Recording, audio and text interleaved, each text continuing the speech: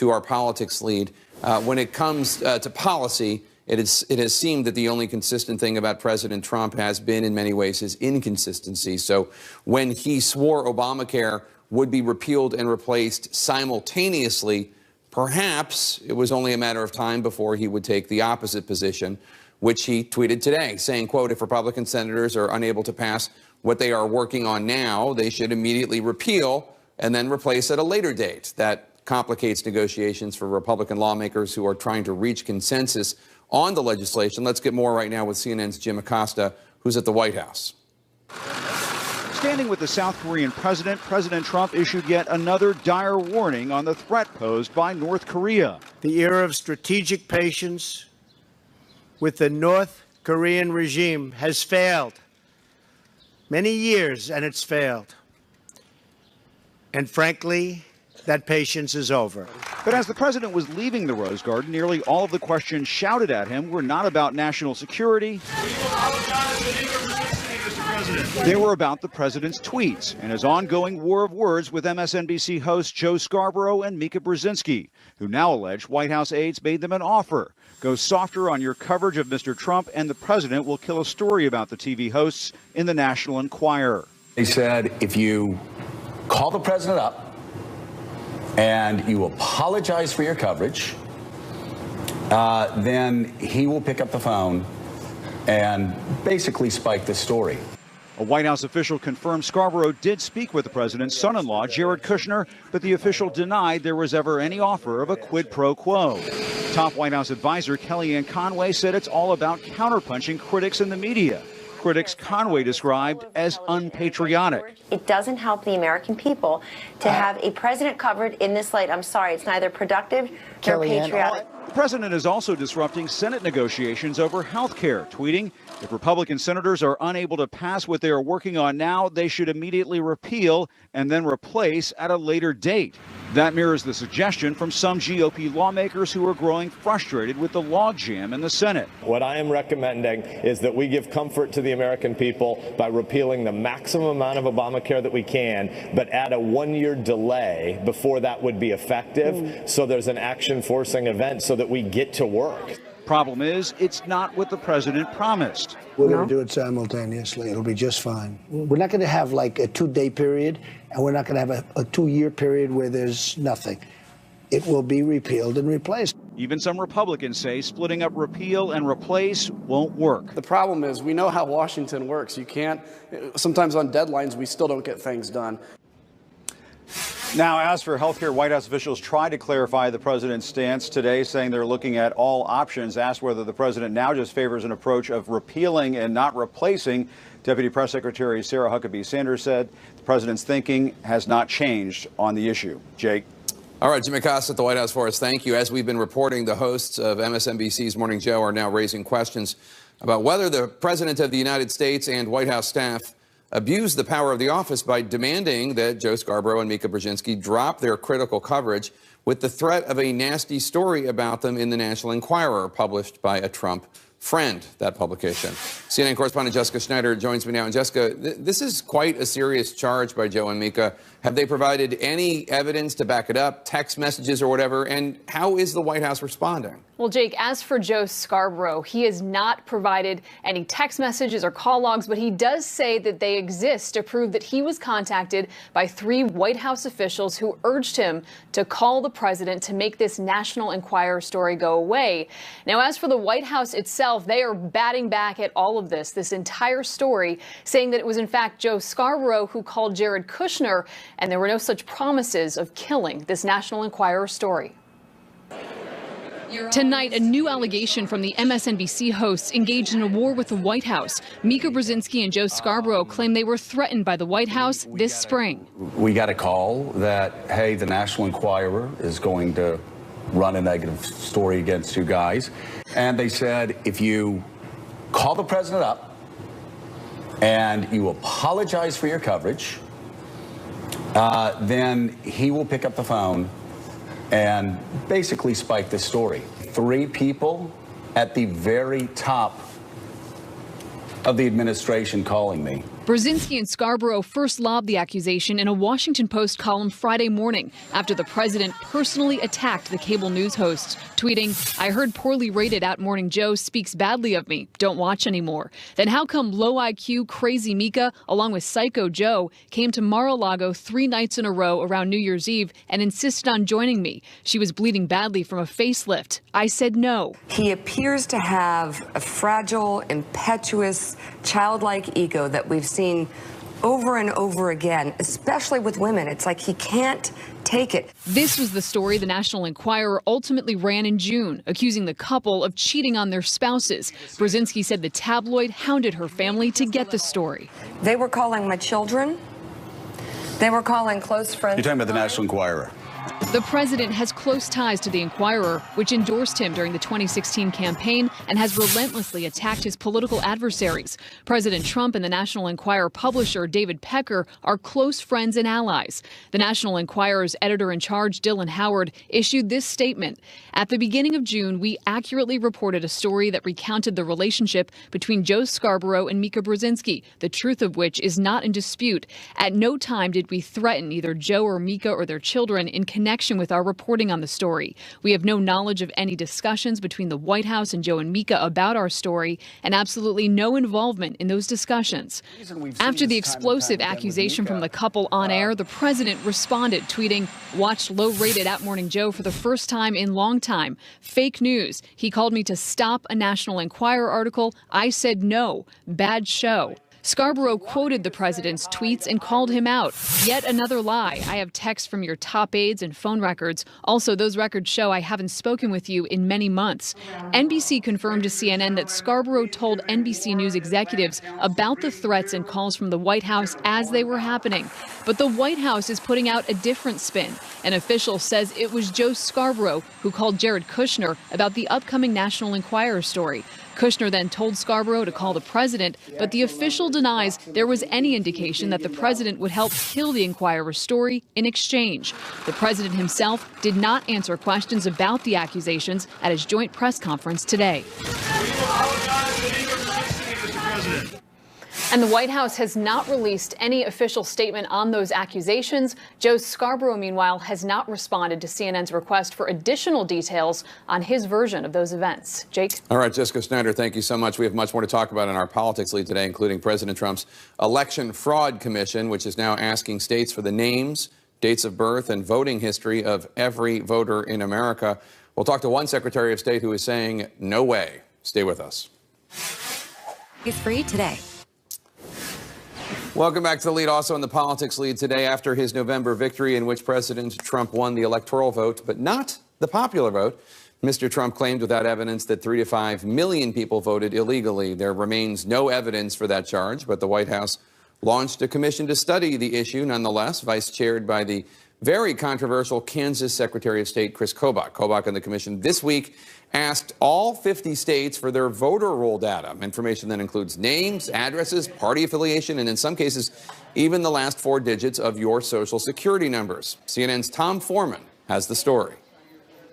So many cities are corrupt, and voter fraud is very, very common. In a quest to root out allegedly rampant voter fraud, the President's Commission wants an ocean of sensitive information about every voter, including the person's full name, address, date of birth, political affiliation, voting, military, and criminal records, part of his or her social security number, and more. States, particularly some Democratic blue ones, are pushing back hard. California's flat out refusing to hand over the info. The president's allegations of massive voter fraud are simply not true. So is New York. We will not comply. And Virginia, too. There is no evidence of significant voter fraud. But some states that went Republican red for Trump are also balking, including Utah, Alabama, Iowa, and Wisconsin. They'll hand over only some data, and still others are dismissing the whole idea of voter fraud run amok. You might find some illegal activity, but not to the scale that's been described. People that have died 10 years ago are still voting. Illegal immigrants are voting. As a candidate, Donald Trump insisted fraud was a real problem. And even after he won the Electoral College, he lashed out at news more people voted for Hillary Clinton, tweeting, "I won the popular vote if you deduct the millions of people who voted illegally." So many things are going on. To help steer his commission, he chose Kansas Secretary of State Chris Kobach, who calls the state's complaints complete nonsense. We're looking at all forms of election irregularities, voter fraud, registration fraud, voter intimidation, suppression. Kobach has zealously hunted vote cheaters back home for months, yet he's found less than a dozen provable cases out of more than 1.5 million registered voters. What's more, he's a champion for voter ID laws, which many skeptics consider a way to suppress minority votes. And he was fined by a federal judge in Kansas just last week for his conduct in a lawsuit involving voting rights. Connecticut's take? Given Secretary Kobach's history, we find it very difficult to have confidence in the work of this commission. A cornerstone problem here is that there's just no evidence out there there's ever been a widespread voter fraud problem, despite what the White House says. And interestingly enough, some of the states are also raising real privacy concerns, including the vice president's own state of Indiana, which says it can't fully comply with this request. Interesting. Tom Foreman, thanks so much. Joining me now is the Kentucky Secretary of State, Allison Lundergan-Grimes. Madam Secretary, thanks so much for joining us. Your office received this request from the commission. You have said you will not comply. Kentucky will not comply. Why not? Well, not on my watch, Chris. Are we going to start infringing on the 10th Amendment, which specifically leaves elections to the states to run, especially when it comes to voter registration? Not on my watch. Are we going to participate in a political activity that is really, it's a commission that is set up as a pretext to try to find an answer to a problem that simply doesn't exist? And not on my watch. Are we going to release sensitive voter information data that at best is a waste of taxpayer money and at worst is a national effort to suppress votes across the United States? Is there voter fraud in Kentucky? Is it a problem that needs to be addressed? You know, the president has stated a claim over and over again that is simply untrue. It's a lie. There's no evidence to back it up. Expert after expert, especially across bipartisan lines, has said that there's no proof for it. And in the Commonwealth of Kentucky, we have no evidence of voter impersonation that would back up the president's claim. We continue to be vigilant and to assure voters of the integrity of our process. The president's tweets, 140 characters at a time, though, they're breaking down our democracy. And there comes a point when you say no. This is not only a request to try to justify a lie the president has put forth, but this isn't about party. This is about the personal privacy of voters. When you're talking about releasing to the federal government their last 4 digits of their Social Security number, their date of birth, where they live, if they've been serving in the military, if they've had felony convictions. I don't know about you, but the same way the NRA doesn't want a federal gun registry, Americans don't want a federal voter registration database. The letter from the commission requests publicly available data. The White House said this afternoon that refusals like yours are quote, mostly a political stunt. To play devil's advocate here, if this publicly available data is a matter of public record, why take issue with providing it to the federal government? Well, first, let's make sure that we make well aware to all the viewers that are out there that this request goes beyond publicly available information.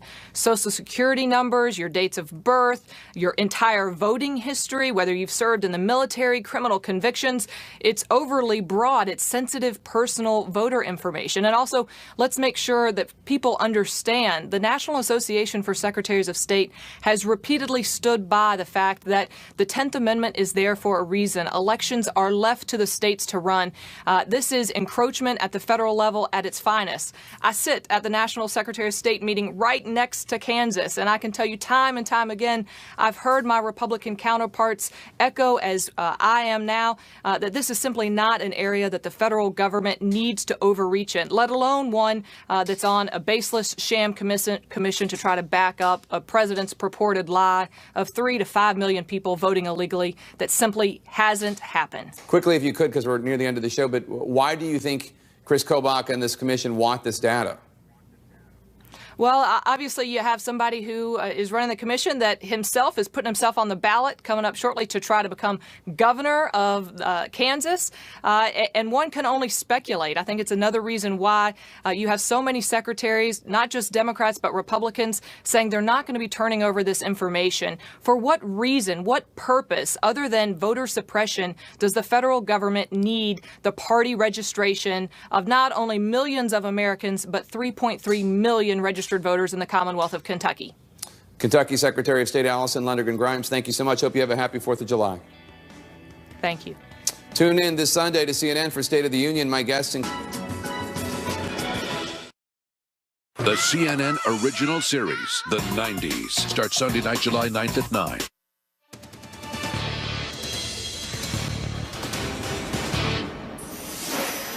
Top of the hour. You're watching CNN. I'm Brooke Baldwin. President Trump today is denying that he threatened two TV news anchors with an expose in the National Enquirer. The accusation is coming as part of this response of Mika Brzezinski and Joe Scarborough. You know the story. They were targets of a widely condemned, just outrageous tweet from the President of the United States. Today, the cable news anchors allege the president used the National Enquirer to try and influence their coverage on their show. We got a call that, hey, the National Enquirer is going to run a negative story against you guys. And it was, Donald is friends with, the president is friends with the guy that runs the National Enquirer.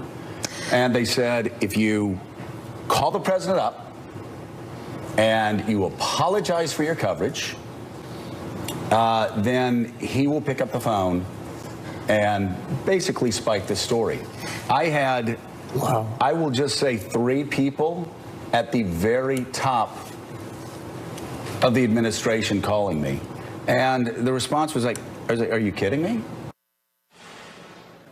Well, the president denied that happening. This is what the president tweeted in response. Watched Low-Rated Morning Joe for the first time in a long time. Fake news. He called me to stop a National Enquirer article. I said no. Bad show.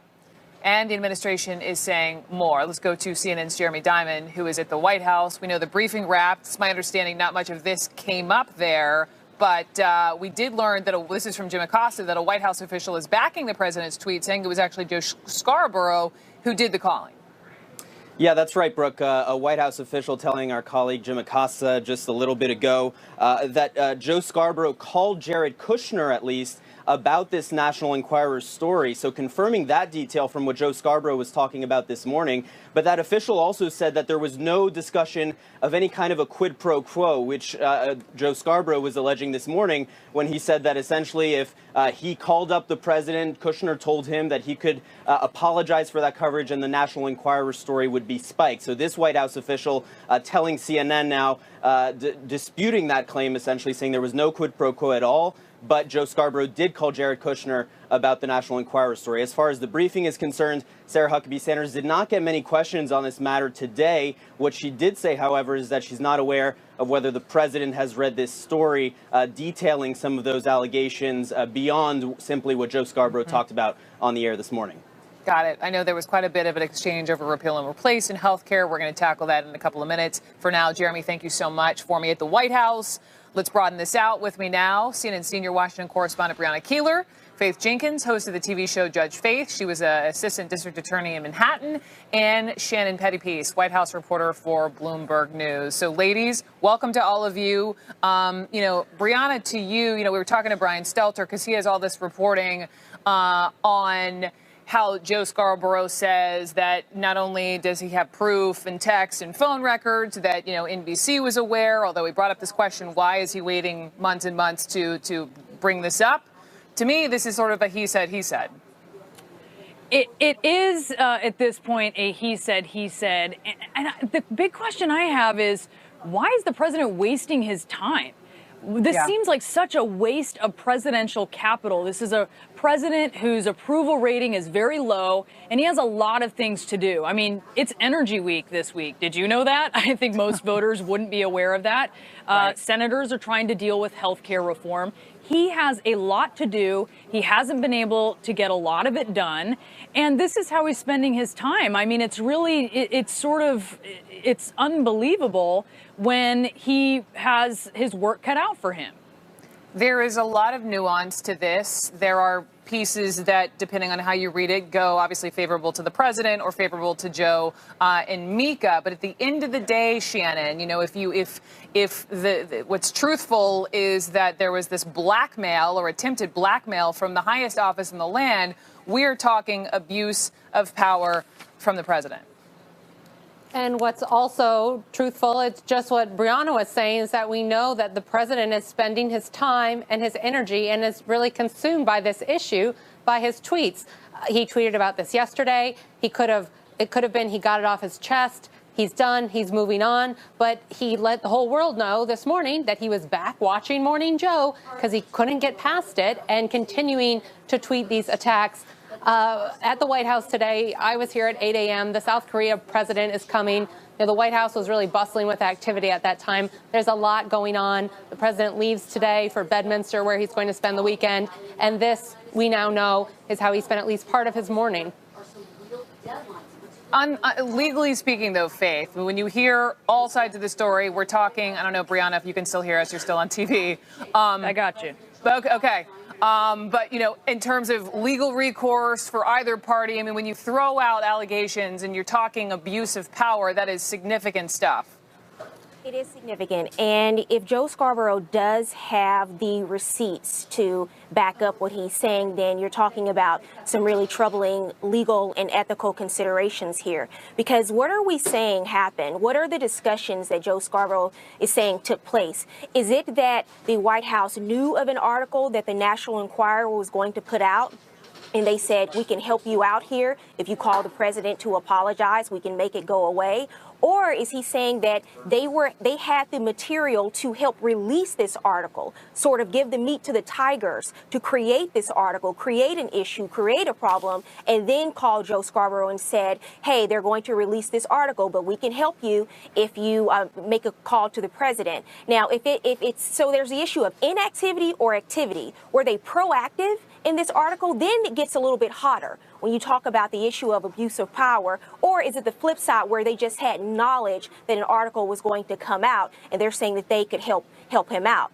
Either way, I think that it is certainly an issue of free press and free speech and the president's involvement in that, and it's troubling to say the least.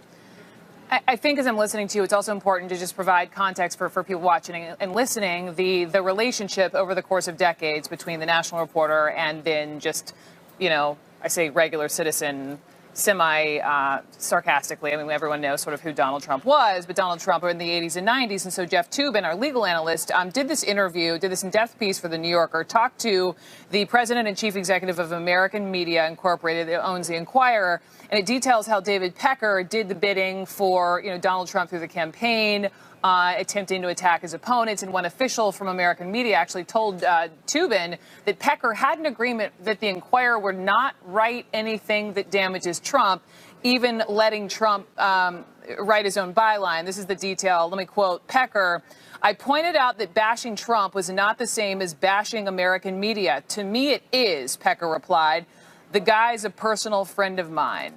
So, Brianna, there's history here between these two men.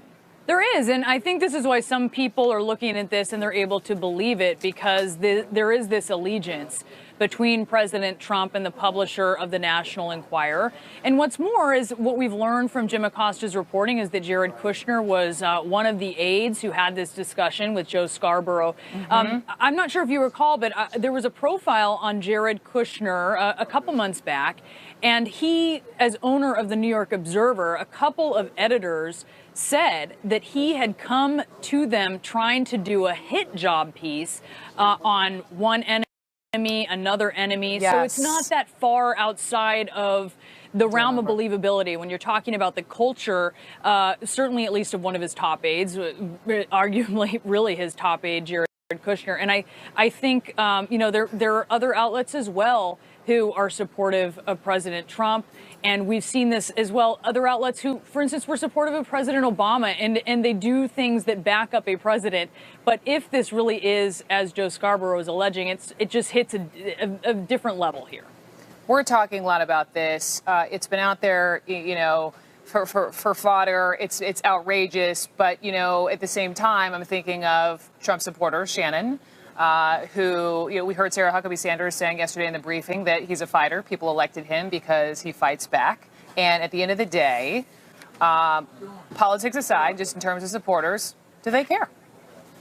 As I talk to people who are close to the president, it seems like more and more of his Twitter behavior is throwing red meat to his base and saying to them, I am still the same guy you elected. You didn't send me to Washington and I turned into a politician, a politically correct swamp monster. I still am who I am. I am who you elected. I still fight back. I still have this personality that you loved about me. So it is definitely a message to the base if there is strategy behind it. It also, I think, is just, low impulse control and seeing something on Fox News that upsets you. But there is a bigger strategy to continuing to tweet, even if it does upset a lot of people, including those in his own party. And he's certainly throwing, I think that's such a good point about the impulse control being one of the real motivating factors here. His base, he may be throwing red meat to them, but they're extremely well fed. They don't need a whole lot more red meat, right? It's the people beyond the 30 some odd percent who are not approving of Donald Trump. And, he needs to focus there. Maybe, he's not going to win over a lot of people on the left, of course, but he should be focusing on some people beyond those that he is focusing on. No, to channel Dana Bash, who was on with me yesterday, she was like, please, Mr. President, let us talk about healthcare policy. And instead, in these tweets, you are derailing your own agenda. Faith and Shannon and Brianna, ladies, thank you all so very much. Next, President Trump appears to be changing course on repealing and replacing Obamacare at the same time. The White House responding to that moments ago. We'll talk to the former president of the National Economic Council about a repeal would mean for you if there is no immediate plan to replace it. Replace it later. But the White House now says that doesn't mean he's changed his thinking on the Affordable Care Act. The president's plan B comes on the heels of this comment by Nebraska's Republican Senator Ben Sasse. If we don't get this resolved by the Monday of the next week, July 10th, if there isn't a combined repeal and replace plan, I'm writing a letter to the president this morning urging him to call on us to separate them. If we can't do them together, let's do as much repeal as we can, and then let's have the president ask us to cancel our August state work period and stay here and then work on replace separate. Soon after the senator's appearance on that morning show, the president tweeted, if Republican senators are unable to pass what they're working on now, they should immediately repeal and then replace it at a later date. So CNN's Ryan Nobles is on Capitol Hill for us. And Ryan, talk to me a little bit about what did Sarah Huckabee Sanders in the briefing have to say in support of the president's apparent change of course? Well, essentially what Sarah Huckabee Sanders is saying is that the president's position on this issue hasn't changed at all, that he still supports the idea that they continue to negotiate, but wants an option if things fall apart. Listen to what she said today in the briefing. The president hasn't changed his thinking at all. I mean, he's campaigned on, talked about since he was elected, repealing and replacing Obamacare. We're still fully committed to pushing through with the Senate at this point, but we're looking at every possible option of repealing and replacing Obamacare. We are focused on doing that. As I said earlier, there is another large amount of counties that now have no Obamacare provider, and so we're continuing to work hard to repeal and replace Obamacare, and that hasn't changed. So if we unpack this comment by Sarah Huckabee Sanders a bit, Brooke, essentially what she's saying is that the overall goal hasn't changed. The president still wants to repeal and replace Obamacare, but the way to get there may be what's changing a bit. And Brooke, we have to remind our viewers that this was an option that was on the table for Republicans from the very beginning. Once upon a time. Yes, exactly. They could have gone down the road of just repealing the bill to start with and then worked on a replacement after the fact. And they rejected that, and they rejected it in part because the American public does not seem to be interested in that course. In fact, a poll that CNN commissioned just back in March said that only about 17% of Americans agree with repeal before you have a replacement plan in place. So this really does complicate the process here on Capitol Hill because, they are trying so hard to bring back together these different warring factions of the Republican Party to try and build some sort of consensus. And if you're a moderate Republican watching this, just outright repeal without a plan to replace it is not at all what is in your thought process right now. So this could make the process much more difficult. So what happens? Because we know the Senate Majority Leader wanted this blueprint today, wanted the new CBO score. That's not happening. They go on recess. It's 4th of July, back in 10 days. Then what? Is this thing DOA? Well, it's going to be really hard, Brooke, because you have to think about the fact that they are now back in their home districts, and one of two things is going to happen here. They're not going to have that those face-to-face conversations that are central to deal-making in Washington, but they're also going to be getting an earful from their constituents at 4th of July parades, at different constituent meetings. They're going to be hearing a various amount of opinions from their voters, and that could mean that they come back to Washington with an even different view of this situation. So the real negotiating isn't really even going to begin again until the 10th of July. That's quite a ways away from where we are today, and it makes it seem as though this is an even more difficult task than it was just a couple of days ago. Sure. Ryan Nobles, thank you so much from Capitol Hill. Coming up next, President Trump says he is delivering on a promise to send in the feds to stop Chicago gun violence. What we've just learned in a police news conference and the response from Chicago's mayor.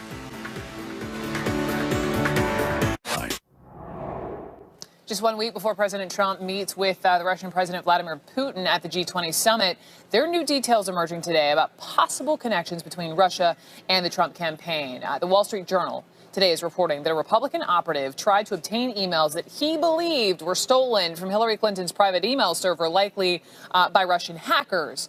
The Wall Street Journal reports that a man by the name of Peter W. Smith tried to recruit people to help him in this effort that's described as independent of the Trump campaign. In these conversations, Smith allegedly implied that he was working with former National Security Advisor Michael Flynn. Flynn at the time was serving as a senior advisor to the Trump campaign.